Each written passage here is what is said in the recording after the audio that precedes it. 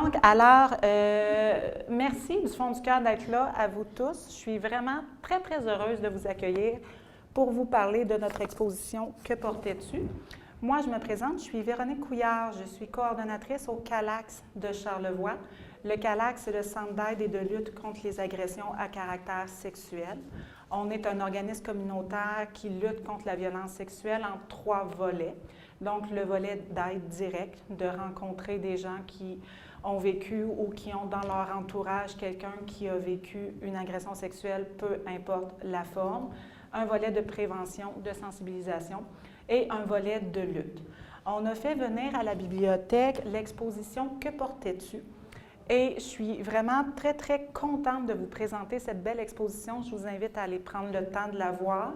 Elle va rouler jusqu'au 24 novembre. En fait, elle ne roule pas, elle est immobile, mais elle est immobile sur place jusqu'au 24 novembre. Donc, invitez le plus de gens. Je suis en train de me dire, c'est tout ce qu'ils vont retenir, tu sais. Donc, elle est immobile sur place jusqu'au 24 novembre. Invitez le plus de gens. C'est vraiment, vraiment une belle expo. De parler de ce sujet-là ou de visiter l'exposition, ça peut faire naître des choses. Et honnêtement, même moi qui est dans le domaine depuis pratiquement 10 ans, et mon Dieu que ça fait bizarre de dire ça, en voyant l'exposition, ça a comme fait des petits crunchs. Ça a comme fait des « Oh, OK ». Donc vraiment, n'hésitez pas. Je vous présente d'ailleurs Mélina et Alexandre de mon équipe qui sont disponibles. Elles sont mobiles, elles bougent un petit peu. Mais n'hésitez pas à venir nous voir si vous avez des trucs à échanger ou à parler ou par la suite. Ça peut être des sujets qui sont un petit peu plus confrontants. Je prends pour acquis que si vous avez des questions ou quoi que ce soit, vous pouvez lever la main. Je vous l'ai dit, moi, les formalités, c'est pas ma force. Mais l'exposition est née d'un poème. Et ça, c'est le bout en anglais que je pratique depuis ce matin, alors ça va sonner bizarre. Mais le poème « What I was wearing », ce que je portais. C'est Marie Zimmerling qui a écrit le poème dans les années 2000. À la fin, je vais faire ma traduction libre du poème. Il est originalement en anglais. C'est vraiment ma traduction à moi que je vais me permettre de vous lire à la toute fin. Et elle a écrit le poème dans les années 2000. 13 ans plus tard, il y a un centre d'aide aux victimes d'agressions sexuelles en Arkansas qui a organisé une conférence. Et dans la conférence, eux autres étaient vraiment plus sympathiques que nous parce qu'ils avaient fait des belles pochettes avec des documents. Ce que nous, on n'a pas fait, mais on a coupé des citrons. Je considère que ça balance. Et dans la pochette de la conférence, il y avait le poème de Marie Zimmerling. Et il y a 2 femmes qui assistaient à cette conférence, le docteur Wyatt Ebert et Mme Brockman. Elles ont lu le poème, ça a été un gros, gros choc. Elles ont été profondément émues et à la sortie de la conférence, elles ont commencé à discuter de comment on peut faire une représentation visuelle de ce poème-là. Comment est-ce qu'on peut l'actualiser pour qu'on puisse le regarder? En 1 mois, le cadre de l'exposition était monté. En 1 mois, elles savaient où elles s'en allaient avec ça. Elles ont rencontré, avec leur consentement bien sûr, des survivantes d'agressions sexuelles et leur ont posé la question « Qu'est-ce que tu portais quand ça t'est arrivé? » Elles ont noté les réponses des survivantes et ont recréé les vêtements. Donc, les vêtements qui sont de l'autre côté, ce ne sont pas les réels vêtements qui sont très souvent gardés en preuve et non remis aux victimes par la force des choses. Et elles ont recréé les vêtements. L'exposition est née comme ça. La première exposition a lieu en 2014, mais c'est en 2017 au Kansas qu'elle a vraiment été plus connue, qu'elle a eu un très, très bel envol. Et maintenant, elle a visité plus de 50 pays sur les 5 continents. Donc, c'est une exposition qui a touché beaucoup, beaucoup de gens. Et on est très contente de l'avoir ici. Et j'ai oublié de remercier d'ailleurs la ville de la Malbaie pour vraiment sa précieuse collaboration dans cette exposition. Alors, le but de l'exposition, qu'est-ce que c'est? C'est d'humaniser les victimes et de redonner le poids de l'agression à qui le poids revient. Poser la question, qu'est-ce que tu portais? Ou est-ce que tu avais bu? Qu'est-ce que tu faisais? C'est arrivé comment? Ça ne coûte rien à la personne qui pose la question. Il faut que je fasse attention au micro. Ça ne pose rien, ça ne coûte rien. Tu sais, on pose la question, c'est tout. Mais ça coûte très, très cher de répondre. Parce que répondre à cette question-là, ça équivaut à se poser la question, est-ce que j'ai contribué d'une façon ou de l'autre? Est-ce que, de par mon habillement, de par mon attitude, de par ma consommation ou mon absence de consommation, j'ai pu contribuer à l'agression? Ça contribue vraiment grandement à emmurer les victimes dans un mur de silence parce qu'elles vont être, c'est très douloureux et je le répète, coûteux de répondre à ces questions-là. J'ai envie de vous demander, est-ce qu'on demande aux victimes quel était l'indice de la bourse quand c'est arrivé? Est-ce qu'on demande aux victimes, qu'est-ce que tu avais mangé 2 jours avant? La pression atmosphérique, c'était combien en kilopascal? Quelle température qu'il faisait au Kenya? Est-ce que tu as une fougère chez toi ou une plante verte? Pourquoi qu'on ne pose pas ces questions-là aux victimes? Parce que ça n'a aucune espèce de rapport avec l'agression. Et je vais vous dire quelque chose. L'habillement, le comportement, la consommation, l'heure qu'il est, ça n'a aucune espèce de rapport avec une agression, au même titre que l'indice de la bourse ou de la pression atmosphérique. Oui, c'est ça. Donc, même si je me promène en mini-jupe, en état d'ébriété, toute seule la nuit à minuit, sans pitbull à côté de moi, je ne vais pas créer une agression.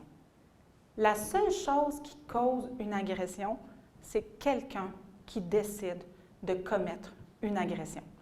C'est la seule chose. Des vêtements, ça peut attirer un regard. Ça peut ouvrir la porte à des paroles. Peut-être même à une invitation. Peut-être même à du flirt. Du flirt, c'est agréable, c'est consentant et on est bien là-dedans. Les vêtements, ça n'ouvre pas la porte à une agression. Ça, c'est non, comme je dis à mon fils des fois.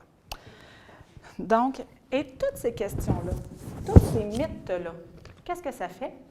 Ça contribue grandement à emmurer les victimes dans un mur de silence, qui est lourd, qui est inconfortable et qui est difficile.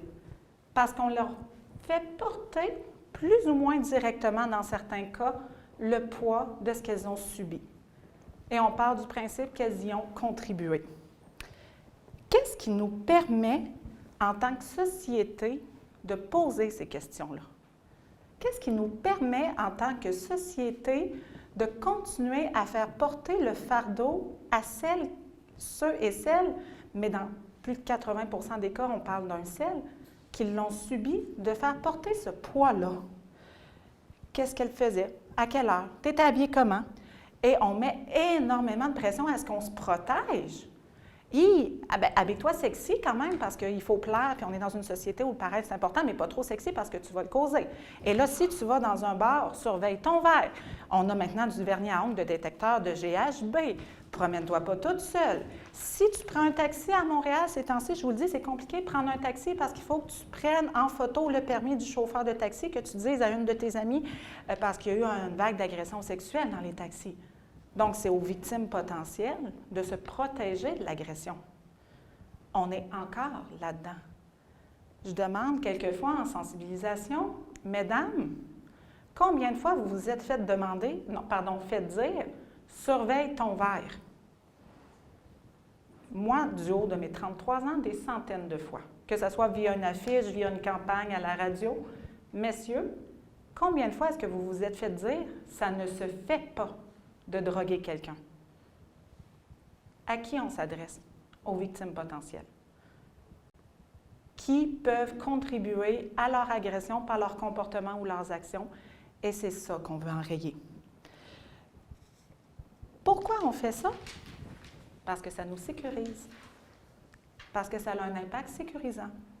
Moi, en tant que femme, si je me dis que elle, c'est arrivé parce qu'elle s'est promenée, pas de chien.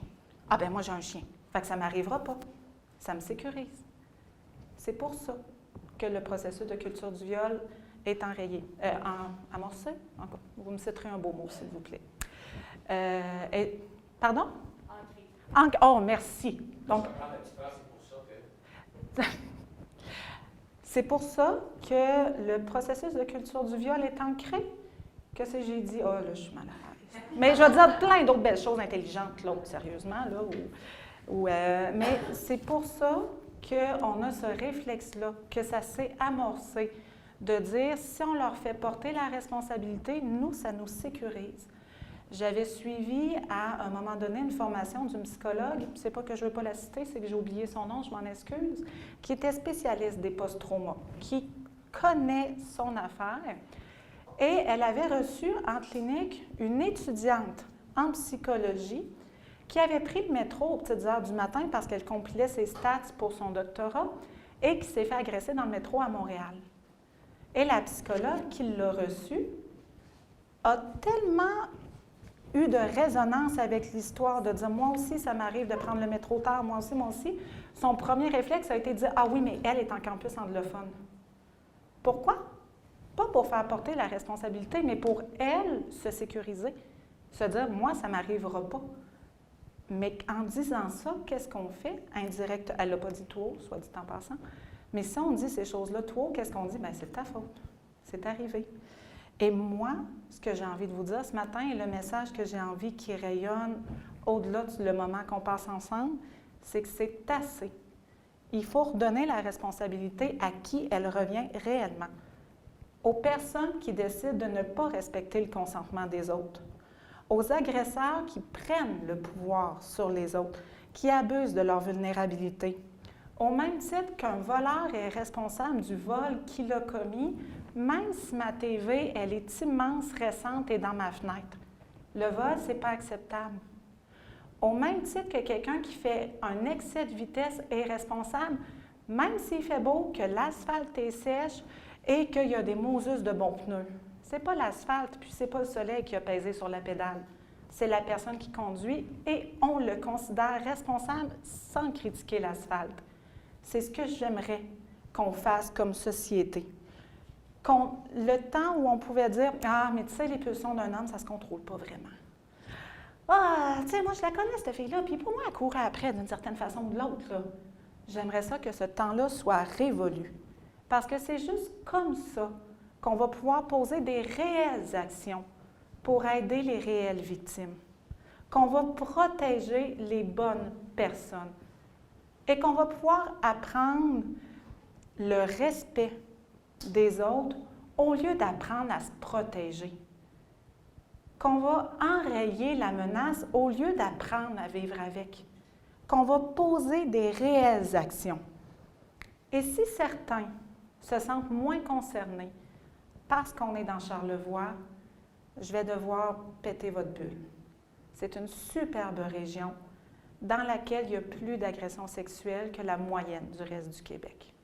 En moyenne, au Québec, on parle de 30 % des femmes qui vont être victimes. Dans Charlevoix, on parle de 40 %. Pourquoi je parle des femmes? Parce que ça demeure une problématique qui est genrée. On assiste à un courant de symétrisation de la violence de certains groupes où on veut comme envoyer le message que les hommes sont autant victimes que les femmes sur un pied d'égalité. Et vraiment, merci du fond du cœur de me permettre de l'aborder. Il y a des hommes qui sont victimes de violences sexuelles, qui vivent des conséquences ignobles au même titre que les femmes. Et je ne veux pas du tout enrayer cette population qui a un besoin, qui sont des êtres humains qui ont besoin d'aide. Au même titre qu'il y a des femmes qui commettent des agressions, et je parle toujours de l'agresseur au masculin. Pourquoi je prends cette décision-là qui est consciente? C'est que quand on regarde les statistiques, je vais vous éviter le cours de mathématiques de méthode quantitative, mais il y a différentes façons de recueillir des statistiques, les statistiques officielles de la police, les sondages de victimisation qui sont plus généraux. Que ce soit dans les deux sources de statistiques, les victimes sont entre 80 et 90 % féminines et les agresseurs sont entre 90 et 97 % masculins. Donc, ça demeure une problématique sociale genrée, où le genre de la personne a un impact majeur. Et, sans vouloir trop rentrer, vous me direz dans quelle mesure vous voulez que j'y aille, le fait d'être femme est un facteur de vulnérabilité de plus aux agressions sexuelles et c'est pour ça que je prends cette décision-là, de vraiment y aller consciemment avec ces choix de vocabulaire-là Et ceci étant dit, je tiens quand même à le répéter, je ne veux pas dire qu'il n'y a aucun homme qui est victime. Mais de là à dire que c'est égal, malheureusement non. Et justement, il y a énormément de facteurs de vulnérabilité aux agressions et ça peut m'amener à dire que le moteur d'une agression sexuelle, ce n'est pas la pulsion sexuelle, ce n'est pas l'hormone, ce n'est pas la drive, c'est le fait de vouloir prendre le contrôle sur une autre personne, d'être en position de dominance.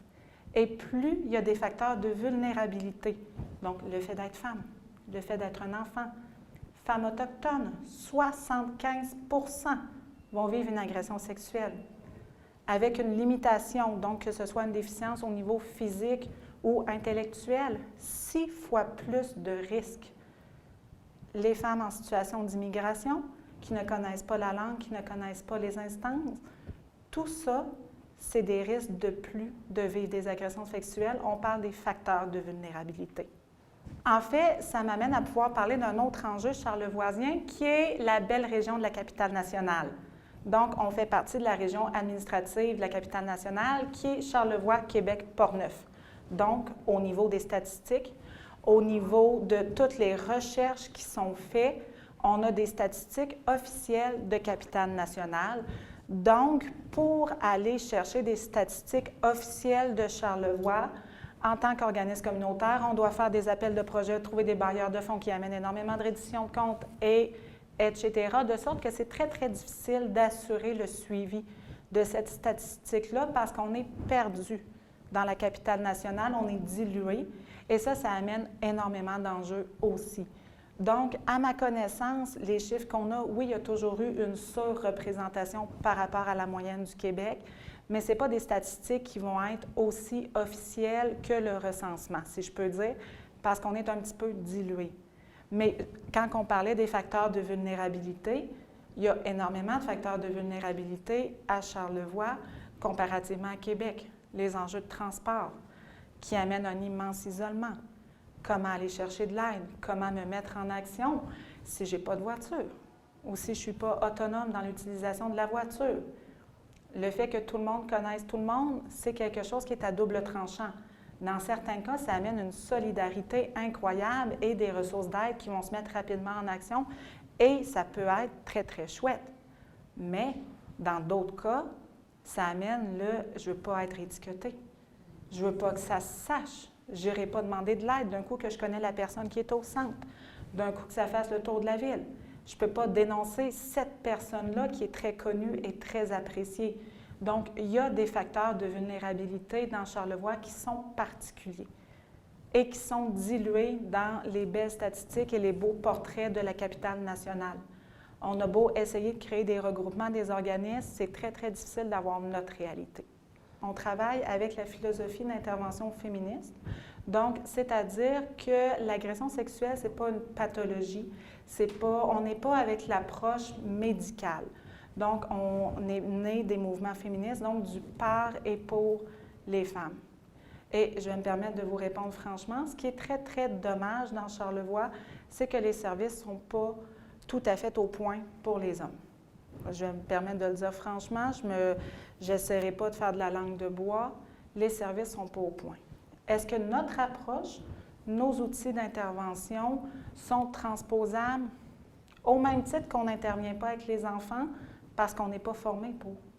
C'est pas qu'on ne veut pas, c'est pas qu'on ne voit pas, et il y a toujours des gros enjeux de ressources, des gros enjeux de financement. Je ne peux pas le cacher, je ne peux pas faire comme si cette réalité-là n'existait pas pour les organismes communautaires. Les besoins sont immenses. Je vais juste dire réseau, il y a eu quelques restructurations. C'est tout ce que je vais dire là-dessus. Donc, les organismes communautaires ont énormément de pression. Donc, actuellement, il y a des services pour les hommes dans la région, mais ce n'est pas nous qui les donnons. Oui, donc la réalité de Charlevoix, j'en ai parlé, c'est une superbe région et j'ai entendu beaucoup trop souvent le « il n'y en a pas ici ». C'est plus caché ici, c'est plus tabou, c'est plus secret, mais il y en a beaucoup. Est-ce que vous me permettez, puis en fait, j'avoue que ça, je risque de vous l'imposer, de lire ma traduction du poème de Marie Zimmerling. Donc, je serai rendue là. Puis après, ça va être la période d'échange. Comme je vous disais, je vais vous inviter à aller voir l'exposition. N'hésitez pas à venir nous voir. Peut-être un petit peu plus Alexandre et Mélina. Moi, je risque d'être avec les gens des médias, mais n'hésitez pas à venir nous voir s'il y a quoi que ce soit d'autre. Je vous fais la lecture du poème. Afin de vraiment lui rendre hommage, je vais être beaucoup plus concentrée sur ma feuille, je m'en excuse, mais je vais être certaine de lire les bons mots. C'était cela, à partir du haut. Un T-shirt de coton blanc, aux manches courtes et avec un col rond. Et il était rentré dans une jupe en jeans, aussi en coton, qui arrivait juste au-dessus des genoux et avec une ceinture à son haut.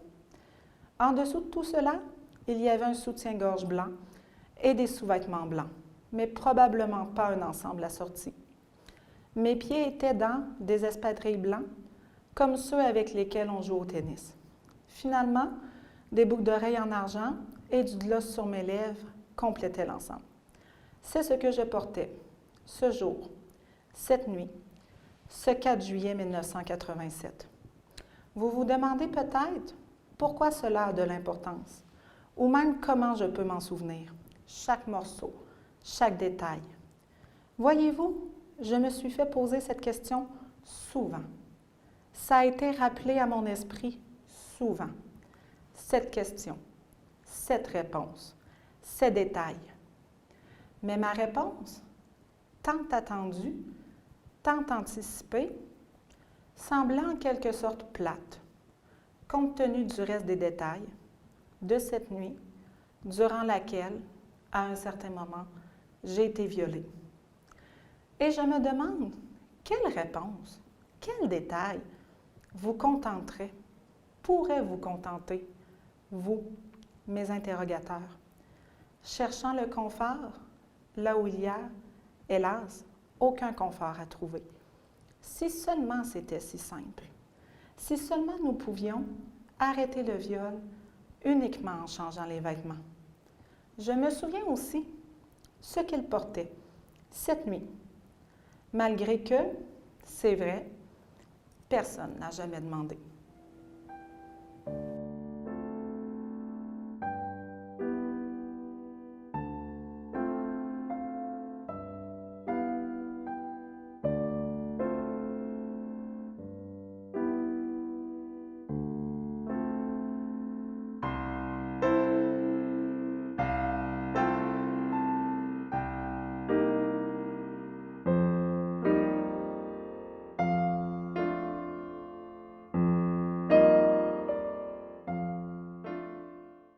C'est quoi la situation de Charlevoix en ce moment? C'est quoi l'état statistique là, en matière de violence sexuelle dans Charlevoix?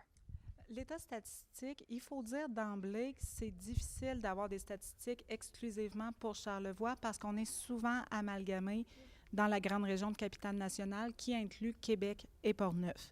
Les dernières statistiques qu'on a pour Charlevoix en matière d'agression sexuelle datent du début des années 2000, donc ça commence à dater, mais en moyenne, les femmes de Charlevoix étaient 10 % plus souvent victimes que la moyenne au Québec.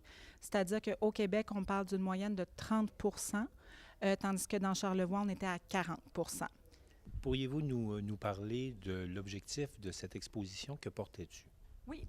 L'objectif de l'exposition, en fait, c'est une exposition qui présente visuellement la réponse à la question « Qu'est-ce que tu portais ?» au moment de l'agression et ça vise vraiment à humaniser les victimes, à redonner la responsabilité là où elle doit aller, c'est-à-dire sur les épaules de quelqu'un qui décide de commettre une agression parce que des vêtements, de la consommation d'alcool ou pas, peu importe quel est le comportement de la victime ou les vêtements qu'elle porte, c'est pas ça qui va créer une agression. C'est pas ça qui va être le moteur de l'agression sexuelle et c'est ce qu'on veut illustrer, de redonner la responsabilité à qui elle revient. Et de quelle façon cette exposition illustre ce que vous venez de me dire? L'exposition, ce qu'elle illustre, c'est quand on demande la question « Qu'est-ce que tu portais? Qu'est-ce que tu as fait? » ça met un poids sur la victime, ça met un poids sur ses épaules où elle doit se justifier. Et dans l'exposition, on voit un paquet de vêtements, des plus sexy, des plus chics, il y a même quand même une robe de bal, au pyjama, en passant par le pantalon de jogging. Et ça illustre le fait qu'il n'y a pas de fil conducteur, il n'y a pas de lien de causalité possible. Ce que ces vêtements-là ont en commun, la seule chose, c'est qu'ils ont été portés au moment où quelqu'un a décidé de commettre une agression. Et ça appartient pas aux vêtements. Donc, par ricochet, ça n'appartient pas à celles qui les ont portés. Pouvez-vous nous parler des services que vous offrez aux femmes qui sont agressées? Oui, donc nous, on offre des services aux survivantes, aux victimes d'agressions sexuelles, peu importe la forme de l'agression. Donc, y compris les attouchements, le harcèlement sexuel, voyeurisme, exhibitionnisme, peu importe la forme. Et on peut accompagner la personne si elle décide de porter plainte, mais ce n'est pas une obligation. Donc, ce n'est pas obligatoire de porter plainte pour avoir nos services. On va offrir des rencontres individuelles ou de groupe à celles qui en font la demande. Il n'y a pas vraiment de maximum de rencontres. On offre aussi des services pour les proches des victimes. Donc, si j'ai dans mon entourage quelqu'un qui a vécu quelque chose, j'ai accès à des services chez nous. Tous nos services sont gratuits et confidentiels.